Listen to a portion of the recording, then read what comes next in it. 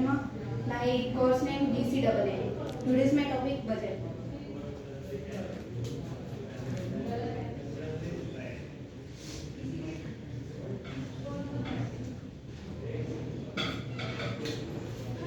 First of all budget की बात कर रहे हैं। हमारे कॉन्स्टिट्यूशन में बजट कहीं पे भी यूज़ नहीं किया गया है। इसकी जगह यूज़ किया गया है एनुअल फाइनेंशियल स्टेटमेंट, जो कि आर्टिकल 112 में मेंशन है। जो बजट वर्ड है वो वर्ड बना था फ्रेंच के लैंग्वेज के एक बुजिट वर्ड से, जिसका मतलब था लिटिल बैग, जो एक थैला होता है उसका मतलब था बजट। सबसे पहले बजट जो है ब्रिटिश इंडिया में 1860 में जेम्स विल्सन ने पेश किया था हमारे इंडिया का बजट। उसके बाद जैसे इंडिपेंडेंस हुई उसके बाद वो इस बार का बजट हमारा पेश किया है हमारे फाइनेंस मिनिस्टर निर्मला सीतारमण जी ने। इस बार का बजट जो है अमृतकाल का बजट कहा गया है। अमृतकाल का बजट इसलिए कहा गया है क्योंकि हमारे आज़ादी के 75 वर्ष पूरे हो चुके हैं और 75 से 100 वर्ष के बीच में जो 25 साल हैं उसे अमृतकाल कहा गया है, जो 2022 से 2047 के बीच में है। निर्मला सीतारमण जी ने जब बजट स्टार्ट किया था तो उस टाइम उन्होंने कहा था कि जो हमारी इकोनॉमी है इंडिया की वो एक चमकता सितारा है। चमकता सितारा उन्होंने इसलिए बोला क्योंकि हमारी इकोनॉमी 5वीं सबसे बड़ी इकोनॉमी बन गई है, जो कि ब्रिटिश को पीछे छोड़ के 5वीं सबसे बड़ी इकोनॉमी बन चुकी है। और इसलिए हमारी पर कैपिटल इनकम जो है 1.97 लाख हो चुकी है। और जो हमारी आर्थिक विकास दर है 22-23 में 7% थी और 23 और 24 के बीच में 6.5% है। अमृतकाल के विजन में उन्होंने कुछ मेन पॉइंट्स मेंशन किए थे, जिसमें था युवा वर्ग क्या होगा, जो हमारी यंग पीढ़ी है, क्योंकि सबसे ज़्यादा यंग पॉपुलेशन इंडिया में ही है, तो उसके लिए भी बजट में कुछ पॉइंट्स रखे गए हैं। वुमेन एम्पावरमेंट के लिए बजट रखा गया है। और पीएम श्री जो हमारे जो पारंपरिक जो पुराने जो शिल्पकार हैं उनके लिए भी बजट में मेंशन की गई है। टूरिस्ट को बढ़ावा देने के लिए उसमें उस चीज़ के लिए भी मेंशन किया गया और ग्रीन एनर्जी इस सब के लिए भी बजट में मेंशन किया गया है। बजट के जो बजट है उसके 7 पॉइंट मेंशन किए गए हैं। पहला पॉइंट है समावेशी विकास।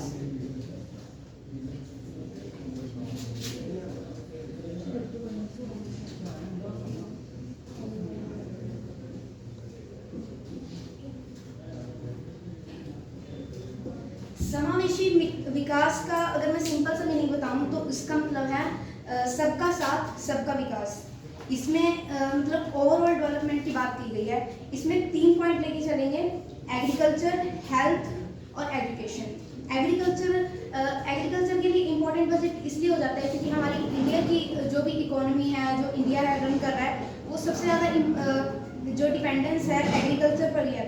तो उसके लिए कृषि वर्धक फंड एक लॉन्च किया गया है, जिससे जो न्यू स्टार्टअप हैं उसके लिए फंडिंग की जाएगी। जैसे एग्रीकल्चर में जैसे टमाटर वगैरह इसकी खेती कर रहे हैं तो उससे केचप वगैरह कैसे बनेगी, उसकी चटनी वगैरह कैसे बनेगी, ये स्टार्टअप्स कैसे होंगे उसके लिए फंडिंग की जाएगी।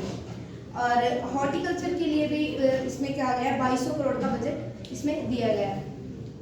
और जो एग्रीकल्चर लोन्स हैं, एग्रीकल्चर लोन में सिर्फ फसल के लिए लोन नहीं होगा, डेयरी होगा, मत्स्य पालन होगा, पशुपालन, ये सब इसमें मेंशन किया गया है। सेकंड है हेल्थ के लिए। हेल्थ के लिए स्किल सेट एनीमिया, जो इसके लिए भी जैसे जो ट्राइबल एरिया में है उनको एनीमिया के बारे में बताना, एनीमिया क्या चीज़ है, उसके बारे में मेडिसिन प्रोवाइड करवाना, ये सब प्रोवाइड करवाना, इसमें फंडिंग इसके लिए भी की गई है। थर्ड पॉइंट है एजुकेशन। एजुकेशन में टीचर्स को ट्रेनिंग दी जाएगी कि जो न्यू टेक्नोलॉजी आ रही है, जैसे सिंपल पहले ब्लैक बोर्ड था, अब जो न्यू टेक्नोलॉजी के बोर्ड्स आ रहे हैं उसके बारे में बताना, कि ताकि जो टीचर्स होंगे उनको पता होगा तो वो स्टूडेंट को भी उसके बारे में बताएंगे। और डिजिटल लाइब्रेरी से क्या होगा कि कई जगह पे ऐसा होता है कि बुक्स जो हैं वो प्रोवाइड नहीं करवा सकते, तो डिजिटल फॉर्म में एक ही जगह पे बहुत सारे पर्सन जो हैं बुक्स वो स्टडी कर सकते हैं। सेकंड पॉइंट है अंतिम छोर तक पहुंचना।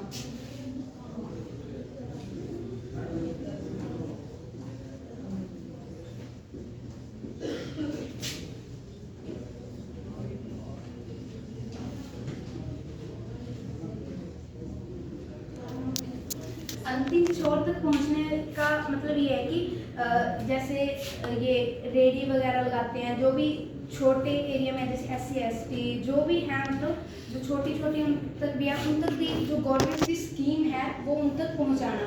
कि कई बार तो ऐसा होता है कि उनको स्कीम्स के बारे में नहीं पता होता, तो वो उसका बेनिफिट भी नहीं ले पाते। थर्ड पॉइंट है infrastructure and investment.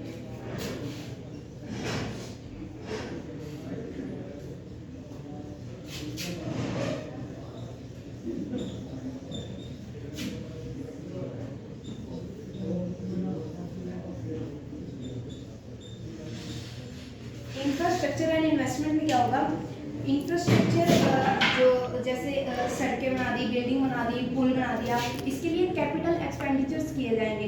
Capital expenditure किए जाएंगे तो उससे एम्प्लॉयमेंट होगा, तो पैसे से पैसा बनाना इसका मेन मोटिव है।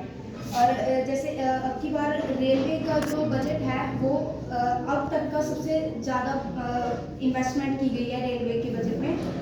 तो ये बजट रहा था 2.40 लाख करोड़ का, जो कि अब तक का सबसे ज़्यादा बड़ा बजट है। फोर्थ पॉइंट है सक्षमता को सामने लाना।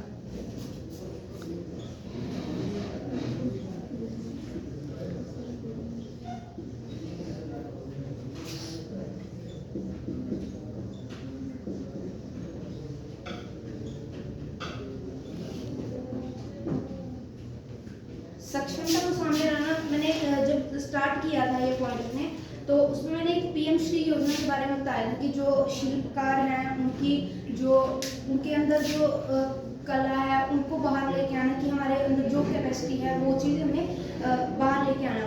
और इसके लिए एक और योजना चलाई गई है, आई गोट कर्मयोग। ये स्कीम चलाई गई है, ये स्कीम चलाई गई है सिविल सर्वेंट के लिए, क्योंकि जैसे ये बजट बनाया है, बजट बनाते तो सिविल सर्वेंट है, जो मिनिस्टर्स होते हैं ये उनका पेश करने का काम होता है, अप्रूवल करने का काम होता है, लेकिन जो मेन इसको रन करेंगे, स्कीम्स को प्रोवाइड करवाएंगे, वो सिविल सर्वेंट होंगे। अगर वो ट्रेन होंगे अच्छे से तो ये इंडिया के हर एक कोने तक पहुंच सकेगा। और इसमें पैन के बारे में मेंशन किया गया है, परमानेंट अकाउंट नंबर। जो इसमें कहा गया है कि बिजनेसमैन का जो पैन कार्ड होगा वही उसका पहचान पत्र होगा। जैसे हमारा पहचान पत्र आधार कार्ड है, ऐसे बिजनेसमैन का पहचान पत्र पैन कार्ड होगा। फिफ्थ है ग्रीन डेवलपमेंट।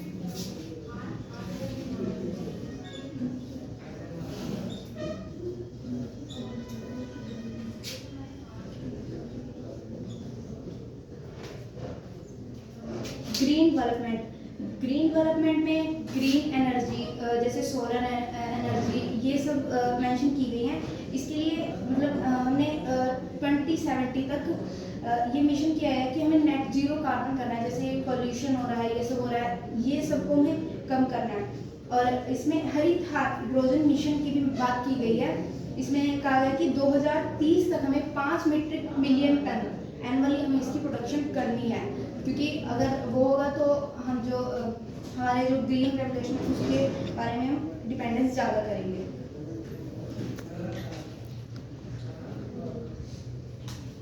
सिक्स पॉइंट है युवा शक्ति।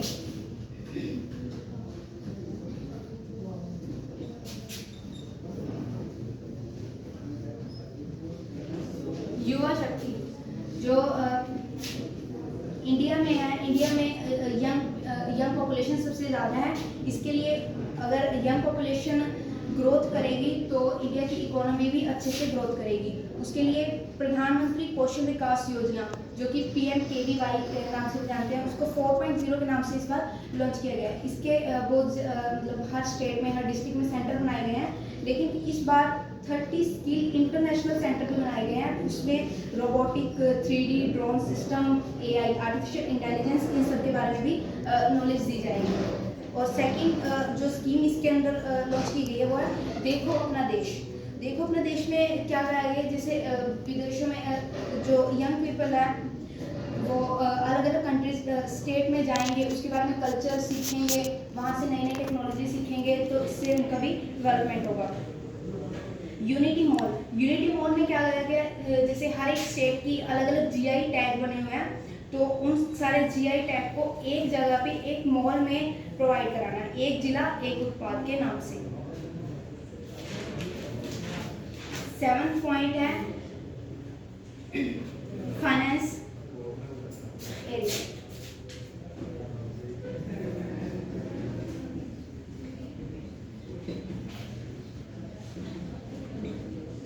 वित्तीय क्षेत्र में क्या लाया गया कि जो लॉन्स हैं, ऋणों का कुशल प्रभाव, जो लॉन्स हैं जैसे डॉक्यूमेंट वगैरह, डॉक्यूमेंट वेरिफिकेशन बहुत ज़्यादा है, उसको कम करके जो लॉन्स है वो इजीली प्रोवाइड कराना, ताकि वो अपने स्टार्टअप्स है या कुछ भी है वो उसको इजीली रन कर सके।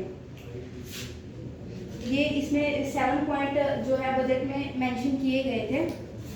इसमें डिजिटलाइजेशन के लिए भी कुछ पॉइंट्स मतलब मेंशन किए गए थे, जिसमें 5G के लिए, जो 5G है अभी लॉन्च की गई थी 1 अक्टूबर 2022 को गुजरात से, तो उसके लिए क्या है कि 100 ऐसी प्रयोगशालाएं मतलब लॉन्च की जाएंगी, जिसमें 5G की एप्लीकेशन के डेवलपमेंट के लिए काम किया जाएगा। डिजिटल लाइब्रेरी जो डिजिटलाइजेशन में हो जाएगा, और भारत श्री स्कीम भी लॉन्च की गई है, जिसमें क्या है जो हमारे पुराने जो पुरालेख है, जो जिसमें हड़प्पा सभ्यता, ऐसे जो भी हमारे पिछली जो कल्चर्स हैं उसको उन सब का डिजिटलाइजेशन करना। और ई कोर्ट जैसे कोर्स में जाते हैं वहाँ चक्कर होते हैं, बहुत सारा होता है, तो उसको भी सारा डिजिटलाइजेशन करना। ये थे इसके 7 पॉइंट बजट के। ये रख कर दूँ।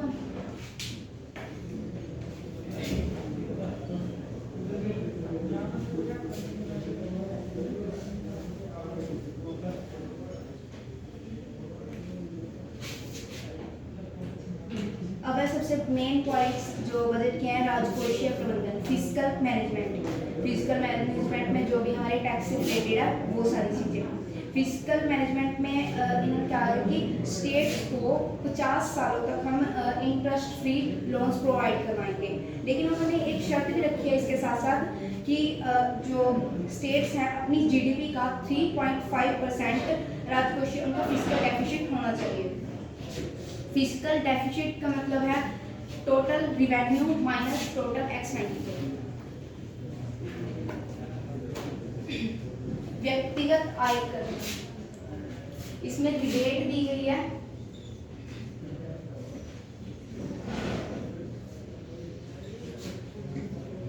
पहले ये रिबेट 5 लाख तक थी, जो 7 लाख कर दी है।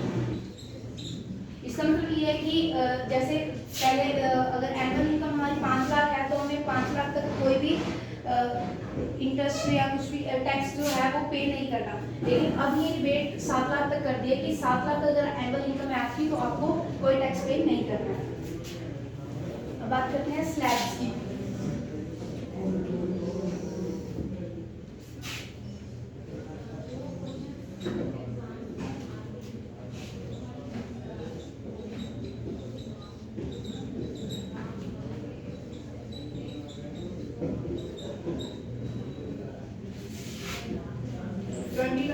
और 2023 की और 23 की और 24 की। 2023 में जो थी हमारी थी 6 स्लैब्स थी और इसमें थी 5 स्लैब्स। इसमें 6 स्लैब्स थी और 5 स्लैब्स कर दी गई हैं। इसमें पहले था 0 से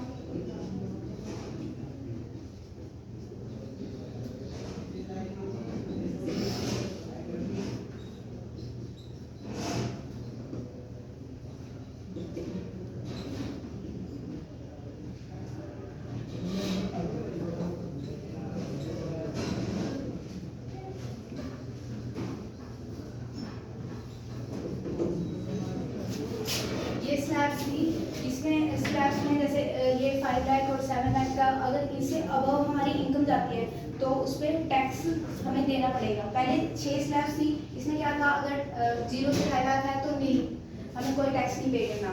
फिर आगे 2.5 लाख से 5 लाख 5%, फिर 5 से 7.5 10%, और 7.5 से 10 15%, 10 से 12.5 20%, 12.5 से 15 25%, और 15 लाख से अगर अबव होगी तो उसके लिए 30% टैक्स है। लेकिन अब ये स्लैब्स 5 स्लैब्स में कर दिया है, और यहाँ पे 2.5 लाख तक था और यहाँ पे 3 लाख कर दिया। अगर 0 से 3 लाख है तो 0%, 3 से 6 लाख है तो 5%, 6 से 9 लाख है तो हमें 10% टैक्स देना है, और 9 से 12 है तो 15%, 12 से 15 है तो 20%, और अबव 15 है तो 30% टैक्स हमें पे करना है। ये थी इसकी स्लैब्स की, हमें कैसे हमें टैक्स की पेमेंट करनी है। अब जो ये हमने सारे टैक्स की बात कर ली कि पैसे यहाँ लगाने, स्कीम लगाने हैं, वो करने हैं, लेकिन ये पैसा आएगा कहाँ से? ये पैसा आएगा, सबसे ज़्यादा पैसा ये रख कर दूँ,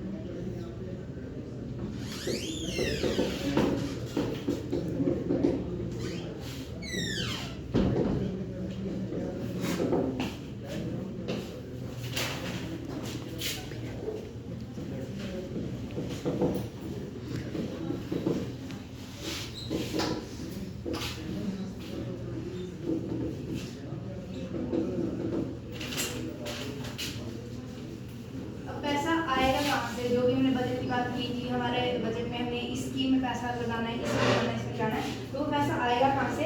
सबसे ज़्यादा पैसा हमारे पास आता है, हम लोन्स लेते हैं। लोन्स चाहे हम RBI से लेंगे, वर्ल्ड बैंक से लेंगे या अदर कंट्री से लेंगे, वो लोन्स के थ्रू हमारे पैसा आएगा। 17% पैसा आएगा GST से, जो GST से टैक्स कलेक्शन होगी उससे 70% पैसा आएगा। 15% पैसा आएगा निगम कर, जो कंपनीज पे करेंगी वो, उससे हमारा 15% पैसा आएगा। 15% पैसा आएगा इनकम टैक्स से, और बाकी छोटा बड़ा जो भी है वो उसका होगा। मेन पॉइंट्स ये थी कि हमारे सबसे ज़्यादा पैसा हम इनसे कलेक्ट करते हैं। अब पैसा ये आ गया और लगेगा सबसे ज़्यादा कहाँ? जो हमने लोन्स लिया था इसके ऊपर इंटरेस्ट भी होगा। इंटरेस्ट पे करने के लिए 20% पैसा सबसे ज़्यादा इंटरेस्ट पे में जाएगा।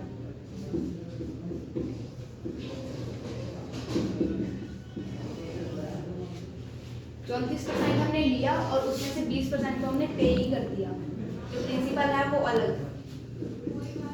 17% जाएगा जो कि सेंटर की जो भी स्कीम्स चली हैं उसके लिए जाएगा 70% का। 8% जाएगा हमारे डिफेंस के लिए, जो भी हमें डिफेंस के लिए जो भी खरीदना है उसके लिए 8% जाएगा डिफेंस के लिए। अब ये पैसा जाएगा इतने कम अमाउंट में जाएगा एजुकेशन, और ये जाएगा हेल्थ के लिए। एक इकोनॉमी को सबसे ज्यादा ग्रोथ के लिए एजुकेशन और हेल्थ पे पैसा लगाना चाहिए, जो कि हमारा सबसे कम है। ये था ओवरऑल बजट की बात कि बजट में पैसा आएगा कहाँ से, जाएगा कहाँ से।